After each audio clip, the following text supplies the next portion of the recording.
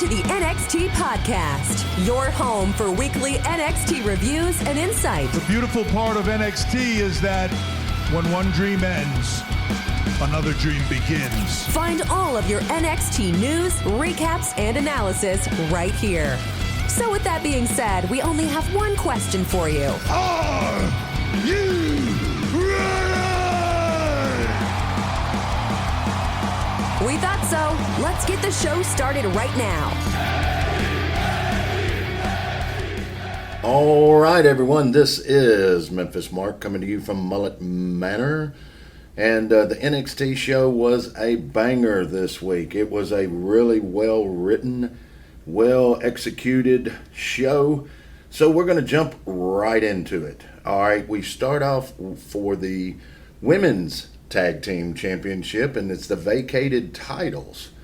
And it's a four-way elimination match. They really start off the show with a high-flying, a lot of action, and it's good. It keeps you from getting up and mixing yourself a drink or fixing you something to eat. It is a show that, or a match that you had to watch. And you had Caden Carter and Caitlin Chance and Fratz and Leon and Paxley, Tatum Paxley and Ivy Now, and of course Toxic Attraction with Gigi and JC Jane. So you had the two-time champs in there going against Paxley and Now that had never tagged together for the Diamond Mine. And, so they start off, and it is a great match. And, man, I'm going to tell you, Carter and Chance, it's something they were the first to enter the match. They were the first one introduced, and they had an energy about them that I should have seen what was coming. I mean, this match was definitely, I could go move for move with you, but it would take us all night. So we're just going to do a little synopsis of what happened. You had Leon, which is an ex-power lifter. She throws her partner at one time over the top rope on everyone, and it looked really, really impressive. The first, Fratz was the first eliminated, and it was kind of, I didn't like the way it was, but, overall the match was good. She comes off the top rope, and Ivy just nails her with a gut shot. And, I mean, a good-looking gut shot. And, it goes right into a pin. Ivy now is when she gets it down, she might be pretty good. For a smaller person, you got to be able to move and get around the ring and really tell the storyline. And she hasn't got it yet, but I could see it happening. I could see it happening. But, and then you end up getting Paxley and now end up the Diamond Mine gets eliminated second. And so it basically comes down to Toxic Attraction and Carter and Chance. And they put on a great match, man. It was move for move. A Toxic Attraction definitely looked like they were going to pull it off. Of course, Mandy Rose was not at ringside. So, Toxic was bigger, of course, more experienced. But they made it look good. They Chance and Carter went for a 450 off the turnbuckle for their finishing move. They did not get it at first. Toxic came back. You had JC Jane doing some good work, but she ends up being able to be the recipient of a 450 splash. And they win the titles, man. Carter and Chance win the titles, man. They go up into the stands. They're doing the whoop whoop and all that stuff. So it was a good match, man. And, I kind of try to rate these matches depending on how long I'll talk about them. But if I had to rate this one, it would have been a B+. A B+. A little timing issues, but man, these guys are learning. And so I thought it was a great match. And, we go straight in to a promo. Now, the promo is for the new UK Tag Team Champs, which happen to be Josh Briggs, and Brooks Jensen. And I started looking, and I haven't really paid attention, I guess, to these guys enough because I look and I keep thinking, man, I know that name from somewhere. I couldn't figure out who it was, but I did figure it out. And it ended up being a gentleman that came through our territory years ago. And his name was Barry Buchanan. And his son is now wrestling in WWE, in the NXT.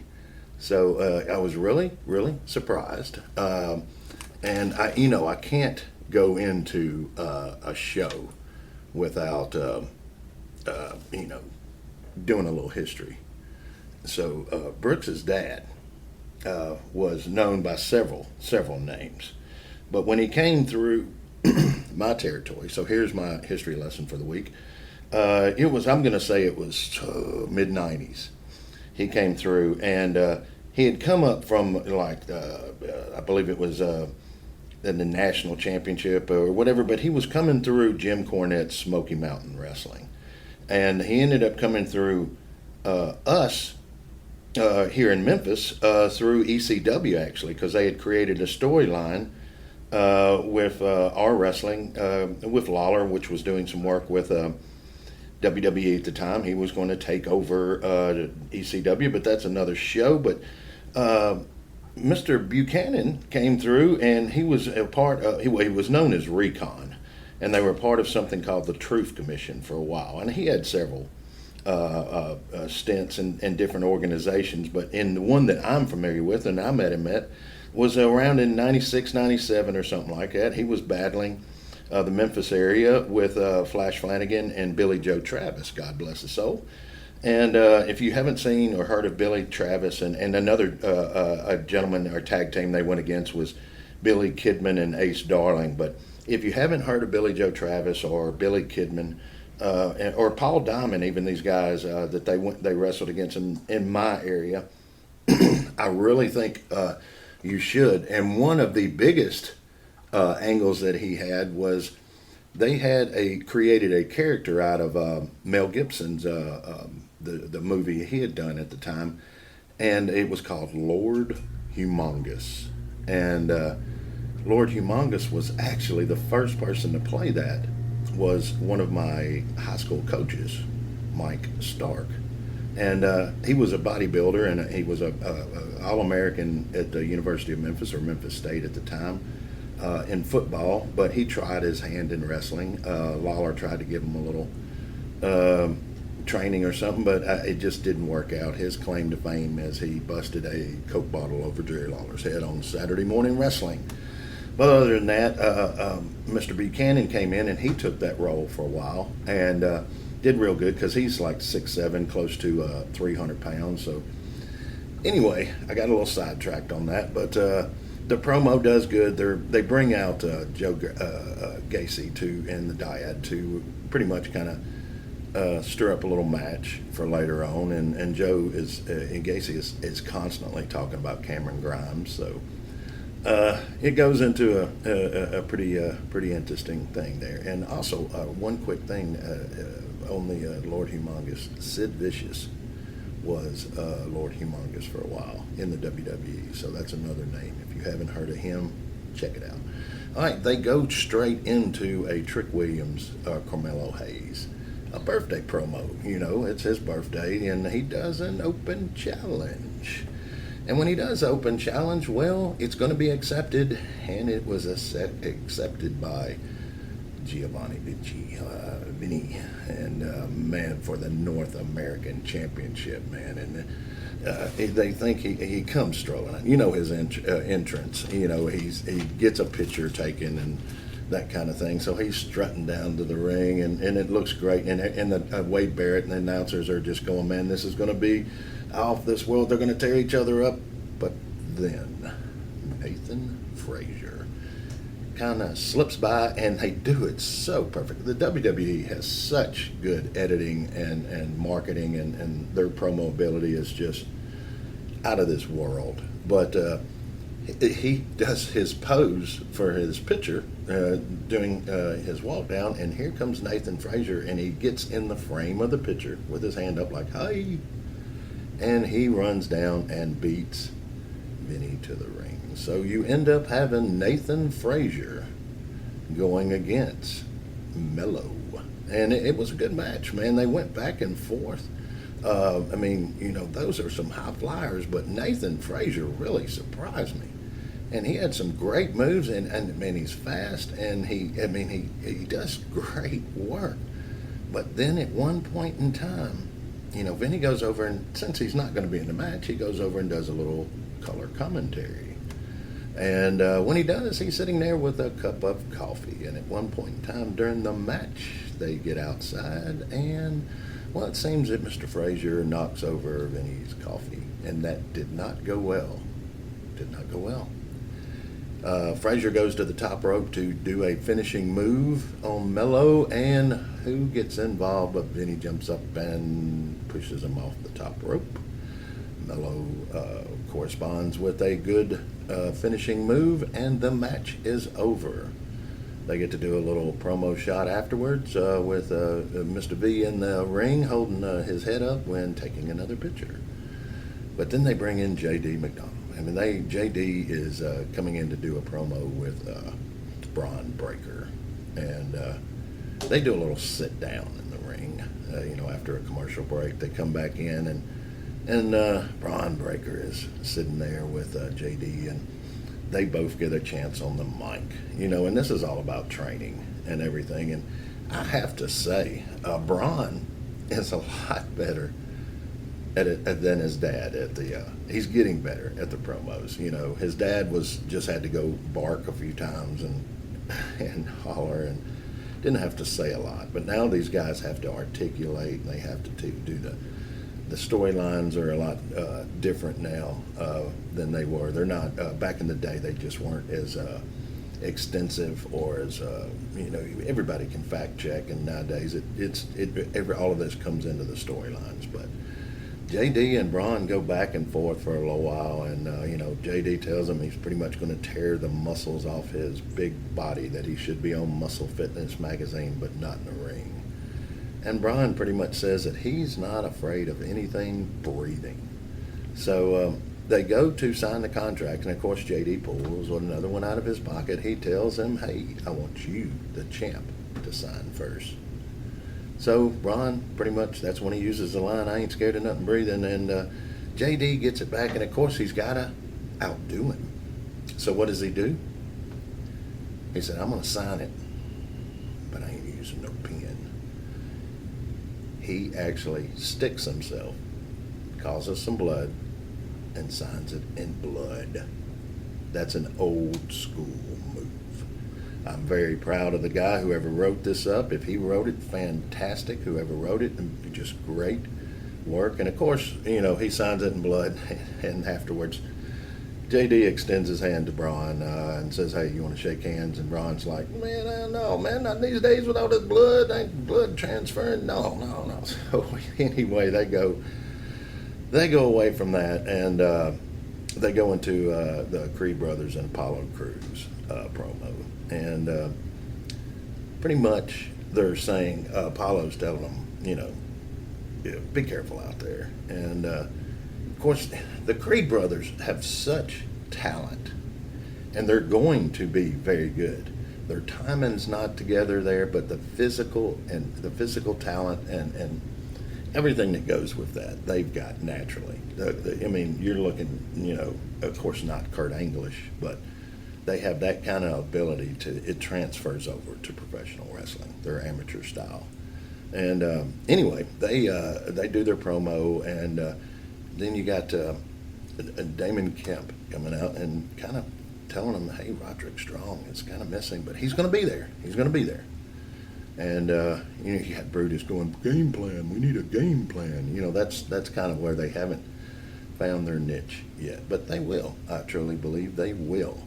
Then they go into a promo about, it's Toxic Attraction, and it's with Mandy Rose, and they're just irate that they lost the titles. And Mandy Rose is saying they got screwed, and that was an okay little promo, but then it leads into Mandy's music, and she's got a match. But this was a little weird. Now, maybe they've done this in the past, and I just haven't noticed it because I haven't been doing a review. But when watching the show a little closer, they started this match on picture-in-picture, which I thought was a little unusual. You know, they introduced them and actually started the match while they were in picture-in-picture. You know, and I mean, the match was good. The girls, of course, you know, put on a strong match, but they had to make Mandy look strong in this match, and she wins the match, but it's after the match is what happened. They're building up for Heatwave, they're building the next, there again, I wanted to call it a pay-per-view, the next big attraction that they're doing. They're setting up a Zoe Stark, Mandy Rose battle coming up, so after the match, Mandy grabs a chair, and her chair strikes her. It needs a little more work, but she does set it up on her ankle like she's getting ready to cause some major damage. And dun dun dun dun, Zoe Stark comes to the rescue. She clears the ring out with a couple good moves and then gets ready to do one of her finishing moves, and Mandy slips under the ring and does a veteran move, though. Jumps back in under the rope and grabs the belt, even though. So she gets to walk up the ramp on that camera shot holding the belt. Very important. Seriously, very important. And they go into a Tiffany Stratton. And they've got her in all her gymnastics glory. And, of course, she explains to everybody how perfect she is, and, you know, and how she shouldn't have lost the battle royal, and how, you know, she does make one point in it that everybody should have been pissed off that they didn't win. And that's kind of what they were portraying in her. So I could see something, you know, coming on along pretty soon after that. But then you go to, is it Exum? He cuts a promo, and during the promo, Big Duke Hudson comes out. Now, he explains to him that, hey, look, I'm 6'4", whatever he weighs, you can't hang. You just can't hang. So, of course, that leads into a fight backstage, and they fight all through the backstage, and you know, not too bad at all. And they whoop each other all the way out to the ring, of course. And Duke's kind of walking away, and the Mask Man, he does not want to go down without a fight. So he calls him back into the ring, and Duke continues to whoop on him some more. And he whoops, and he says at one time, Duke says, "Don't believe in your heroes." And that entails to him trying one move and getting a reversal and getting a small package, which means XM wins, and that's the end of the match. So the little guy wins, and it builds up to next week. That Razor's Edge that he was trying, it was a good reversal, and the counter definitely pulls it off. So we go into a promo with Wesley, and he's pretty much explaining to everybody how Trick had to blind him and do all this stuff, but he's wearing a Muhammad Ali shirt, and he keeps making the comparison to Mr. Muhammad Ali, which is one of my favorite boxers and a great man. Wes is okay in his promos. He's not there yet, but he's okay. But he's leading up to a battle with Trick, and they're setting that up. But didn't like the Muhammad Ali reference, just mine. And they're going to do a boxing style match, 6 rounds, 3-minute rounds, 20 seconds in between, that type of deal. And I'm sure it'll be good, but just not too sold on Wes's outside of the ring ability yet. But we do go into the promo, or the setup for the Creed Brothers versus the Dawn, Tony D'Angelo, and Channing Stacks Lorenzo. So, and of course they've got the Mexican connection outside, the unwanted workers, the guys that are being forced to help. And anyway, the match starts off, and of course the Creed Brothers, man, I'm telling you, they have all the talent. They have everything you need. They just have to get their interview skills better, and it's something to do with their timing. It's just a little off, and man, these guys, they tore it up for a while, man. And Julius and Brutus are some beast. I mean, they are some beast. And Stacks, man, he did the majority of the match time. Tony, of course, did some great moves, and I got to say, Mr. Tony D'Angelo, he did he was going for a suplex, and he spun, I believe it was Julius, he spun him in the air and let him land, and it's like he was going to do a suplex and then just tossed him in the air and spun him. It was fantastic. It looked fantastic on TV. And they built from there. Of course, they keep Julius in the corner, and they keep going back and forth with him. He gets a couple. You know how they do these matches. They keep him in the corner. It's a typical match as far as setup, but their execution was fantastic. And Brutus is just, man, he finally gets in the ring and does a body block. And man, when he hits you, it seems like they fly off of him. And Stacks is not a small guy, but man. But anyway, the body block, they go back and forth a little bit more, and Brutus gets back in there, and man, if their timing was right, this would have been an A match, But towards the end, they're trying to slip in a crowbar to Tony. And right about that time, he's getting ready. The timing's right. Ref's back's turned. Santos comes in and grabs the crowbar and says, "Hey, man, remember me?"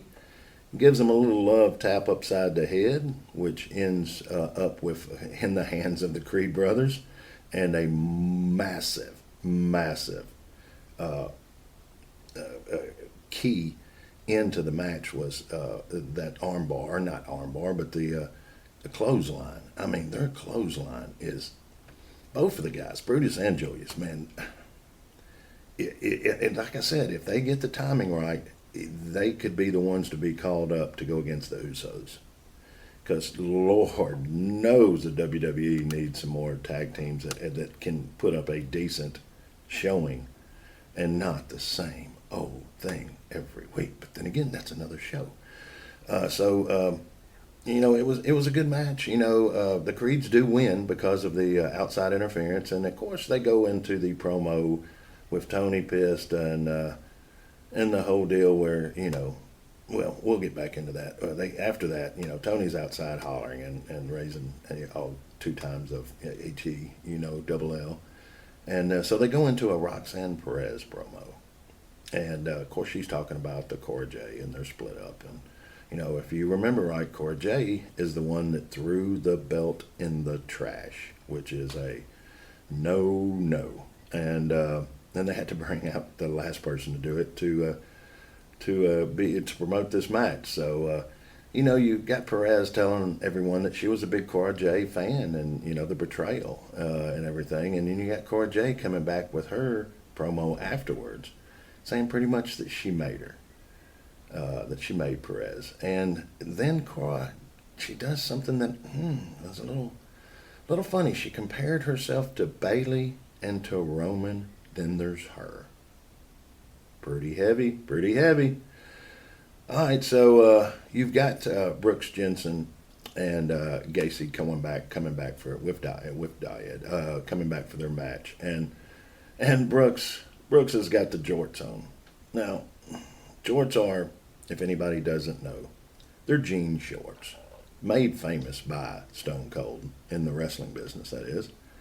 And it's a look. It's a look, but with the cowboy boots and jorts, okay. Anyway, this match was a Donnybrook. It was a slug fest. And everything is going great. This match is fantastic, and of course they've got to set the ending up so both sides look good because these guys are getting promoted up. or getting, the higher end of the cards. And then Pretty Deadly comes running in and tries to do a move while the ref's back is turned, of course, and it doesn't work. They get thrown out, but it does allow Joe to lay him out with a clothesline of his own and a pin afterwards. And then Gacy he goes straight into a promo and going up about Cameron Grimes. And really, they're making Cameron Grimes, look like, man, he's really down and out. They go right into Cameron Grimes looking at or watching the match and seeing the interview, and he's just like, man, I'm out of here, So, and then they go back to Tony, and he's pretty much ticked, and he's on the phone doing his Don calls, I guess you would call it. And Santos calls him, gives him a ring, and pretty much says, I can't work for you, you can't work for me, so they're going to have one last match. And, hey, they've been building this up, and, it's not so bad. Tony is coming along, and Santos is more of a veteran. So, we'll have to wait and see. But they go into I'll Be Fire and Lash Legend. And Fire's got the cool entrance and everything, but Lash, the ex-WNBA star, is coming around. Her mic skills are probably going to be quicker to the level that they need her to be than her in-ring skills yet. But being an ex-NBA player and a pro athlete, she will get that. And that's going to come along. But the match was okay, and Lash looked pretty good, But, they've... during the match too, this is what I thought was kind of strange too. During the match, they, the little bar on the bottom of the screen that usually tells you like a breaking news or a bad weather, on the little information bar. It comes up with breaking news. There's a tweet from Roderick Strong that was not at Creed's side for the Diamond Mine earlier in the night, and it's just congratulating. And, of course, they throw Apollo Crews, a little tweet up from him. But I just thought that was kind of strange. They threw that into the match. But the match was good. Fire finally gets on right towards the end of the match, of course, and starts flying. She misses one swanton. But then she comes on with her best version of Jeff Hardy and wins the match. And a pretty decent match. I'd give it a C. But they go into a promo with, it's the birthday boy. It's Mello's birthday. So they're leaving a facility to go get their groove on. And about that time, they walk out, and there just happens to be a beautiful Mercedes with the hood up and three beautiful girls in dire straits.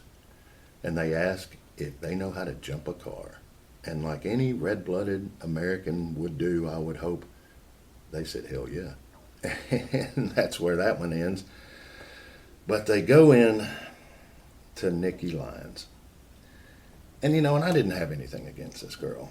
And her in-ring ability is pretty good and everything, but I'm about tired of listening to every interview or promo that she does saying, I don't fit to the cookie cutter. I'm bigger than the other girls, and y'all are all hating on me.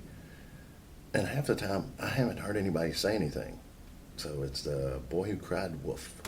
She's saying it a little too many times, and it doesn't have the same effect anymore.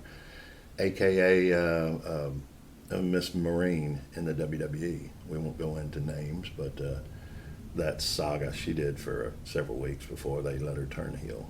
Anyway, and this last match was a hell of a slugfest. I mean, it was a great match. Von Wagner and Solo, Sakai. They can't bring Solo up to be with the Usos yet because he's not quite ready. But he is getting close. And Von Wagner, man, of course he comes out with Mr. Stone, the little goofball. But they don't let them do live promos for this match. All of their promos are taped leading up to this match, which I thought was a little strange. But I guess they, both guys, they really need mic skills as their biggest holdback right now. Their timing is almost there, but the match starts off fast, and it's inside the ring, and of course Vaughn brings in the stairs first, which ends up being almost his downfall towards the end. But it's a falls count anywhere match. So they start off in the ring, and man, Solo does the first cover, but man, Vaughn puts after putting the steps in the ring, he just starts tearing it up, and both guys do great, and then they end up outside, and they do some classic moves. Well, first of all, they open up the door when they're going outside, and who do they see? Who does Solo see first but the North American champion?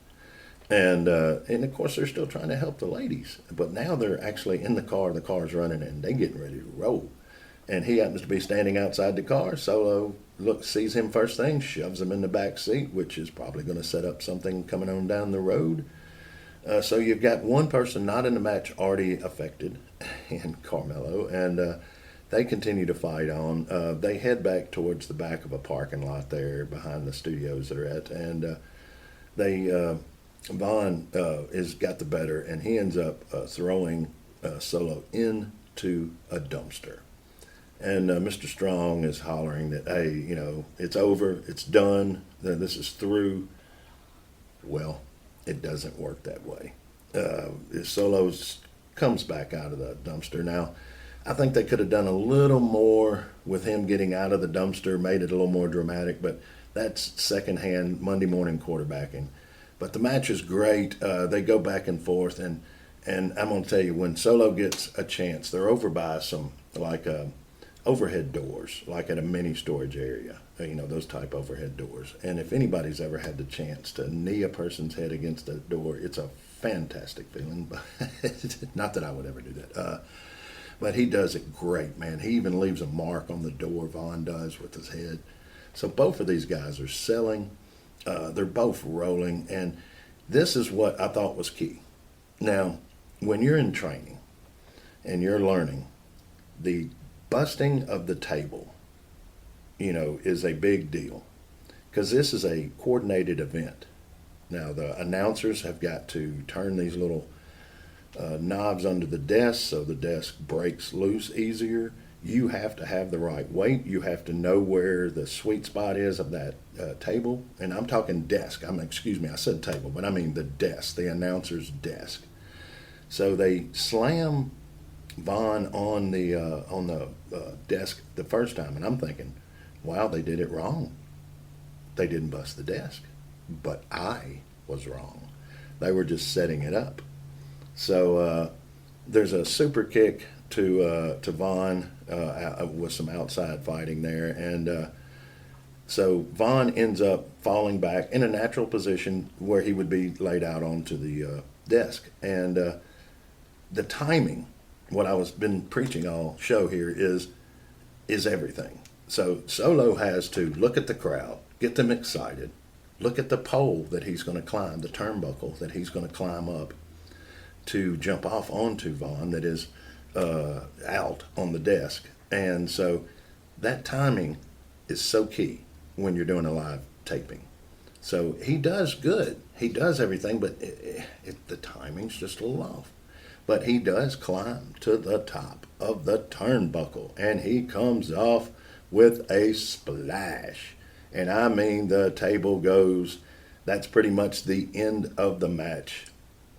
And oh yeah, I did not mention that before the Solo gets thrown into the dumpster, that poor Cameron, when they're coming back into the ring, he's trying to walk out of the studio and he gets knocked back. So there were 2 casualties in this match. And the table that didn't break was my bad, because if I would have done this show live, I would have been talking about how they didn't break the table, and I'd have had mud on my face, because it was a great writing. It was great execution. Man, this was a barn burner, guys. So anyway, guys, that's going to be your NXT review for the first week in August. And this is Memphis Mark coming to you from Mullet Manor. And as always, rescue if you can. Spay and neuter. And I'm out.